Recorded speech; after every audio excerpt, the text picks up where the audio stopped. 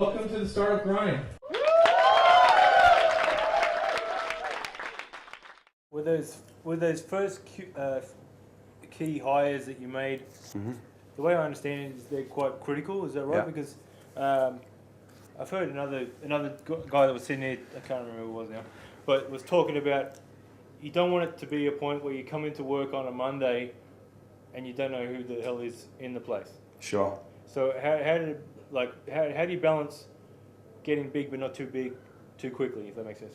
Well, I think it's hard to get big too quickly because it's hard to find good people. And if you set the bar really high, and which we do, it means that you're saying no to a lot of people before you get to say yes. So what it means is you actually get pretty exhausted in the search. And I think for our management team, it was pretty stressful for a long period of time when we were really ramping quickly because it meant you had to kiss a lot of frogs to find. And so that is challenging, but it's worth the investment because I think, a bad hire is tough. And, I'm sure you've heard all of those lessons around when you make a bad hire, it's important to recognize that pretty early and make a move. And we've learnt along the way, sometimes we haven't moved as quickly as we'd like.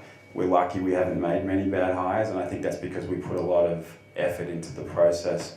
For us, hiring's a lot about, one is skill set, but more importantly for us is like passion, commitment, shared values. And so that actually gets more challenging to do as you start to involve different cultures and, language barriers and all that sort of stuff. So we still try to work hard at that. I think if you can keep your culture consistent within an organization, it helps weed out, anything that's not right. And it also attracts the right sort of people. And so, you continue to work on that.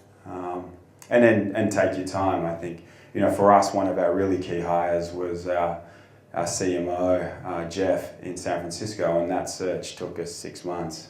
And that was pretty exhausting and tough, but we lucked out, got a great guy, but that was a lot of work. We had to actually he doesn't like me talking about it, we actually had to spend a lot of money with a really high quality recruiter to help do that because, Silicon Valley is a highly competitive market and CMOs are tough to come by.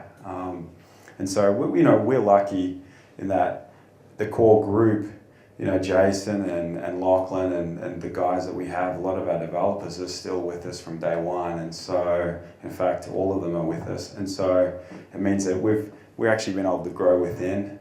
Our leadership comes from the people that have been employed with us for quite a long time. So we haven't had to worry too much about bringing in external leadership. And then when we have, we've all participated in evaluating them and making sure that they're the right fit for our organization. And so, but no doubt the dynamic changes. The fact is we run the business from San Francisco now. CMO's there, CFO's there, I'm mostly there. We've got a product manager who's now there.